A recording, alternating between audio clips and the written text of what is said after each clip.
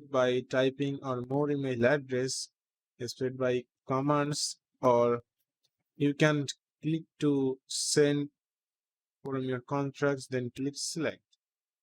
Okay, you can select your contracts, then you can send or select type a select or type a subject for the message. In the body field, you type your message. When you have done, click send. When your all things complete, your Gmail here, your title here, also your text here, then click to send.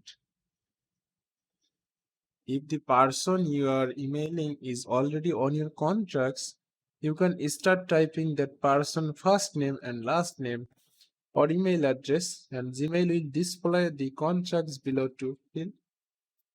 You can press the enter key, add the person to the field. You can here in the first name G, then you here the person come, then click to this person.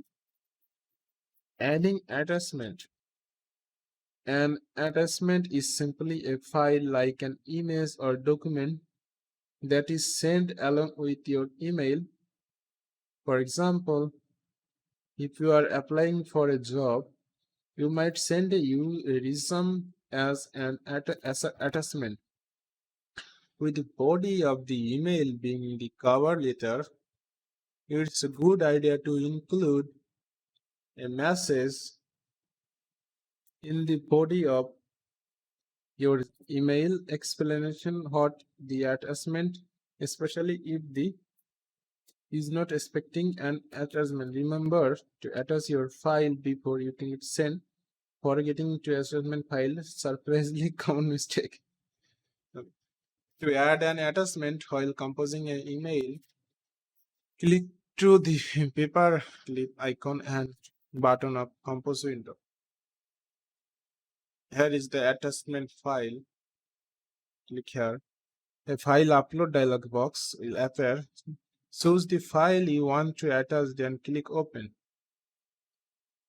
Select your file, then click to open. At first your computer, then click to open here. The attachment will below being to upload. Most attachment will upload within a few seconds, but larger one can take longer. And see, larger one can take longer is your including your file size. So when you have ready to send your email, click to send. You can click send before the attachment finish uploading. It will continue to upload and Gmail will automatically send the email once it's done. Email formatting. Gmail allows you to add various type of formatting to text. Click formatting button and at the bottom of the compose window to see different formatting option. Here is it is. Compose window. Here is the button, formatting button here, formatting option. See. Okay. Click the button interactive below to learn about the different formatting option of Gmail.